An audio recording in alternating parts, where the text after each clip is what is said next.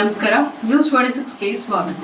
ಯಾದಗಿರಿ ಜಿಲ್ಲೆಯ ಹುಣಸಗಿ ತಾಲೂಕಿನ ಶ್ರೀ ವರಹಳ್ಳಿ ರಾಯ ದೇವಸ್ಥಾನದ ಕಲ್ಯಾಣ ಮಂಟಪದಲ್ಲಿ ಶ್ರೀ ಕ್ಷೇತ್ರ ಧರ್ಮಸ್ಥಳ ಗ್ರಾಮಾಭಿವೃದ್ಧಿ ಯೋಜನೆ ಬಿಸಿ ಟ್ರಸ್ಟ್ ಸುರಪುರ ತಾಲೂಕಿನ ಹುಣಸಗಿ ವಲಯದ ಹುಣಸಗಿ ಕಾರ್ಯಕ್ಷೇತ್ರದಲ್ಲಿ ನವಜೀವನೋತ್ಸವ ಕಾರ್ಯಕ್ರಮ ನಡೆಯಿತು. ಈ ಕಾರ್ಯಕ್ರಮಕ್ಕೆ ಜನಜಾಗೃತಿ ವೇದಿಕೆಯ ಅಧ್ಯಕ್ಷರಾದ ಚಂದ್ರಶೇಖರ್ ದಂಡಿನ್ ಹಾಗೂ ಜನಜಾಗೃತಿ ವೇದಿಕೆಯ ಸದಸ್ಯರಾದ ಸುಗರೆ ವಾರದ್, ಜನಜಾಗೃತಿ ಸದಸ್ಯರಾದ ಅಮರಯ್ಯ ಜಾಲಿಬೆಂಜಿ ಹಾಗೂ ಜನಜಾಗೃತಿ ವೇದಿಕೆಯ ಕೋಶಾಧಿಕಾರಿ ಬಸವರಾಜ್ ಸ್ವಾಮಿ ಸ್ಥಾವರ ಮಠ ಹಾಗೂ ಒಕ್ಕೂಟದ ಅಧ್ಯಕ್ಷರಾದ ಕವಿತಾ, ಕಲಬುರಗಿ ಪ್ರಾದೇಶಿಕ ವಿಭಾಗದ ಯೋಜನಾಧಿಕಾರಿಯಾದ ರಾಜೇಶ್ ಮತ್ತು ತಾಲೂಕಿನ ಮಾನ್ಯ ಯೋಜನಾಧಿಕಾರಿಯಾದ ನಾಗೇಶ್ ರವರು ಉಪಸ್ಥಿತರಿದ್ದರು.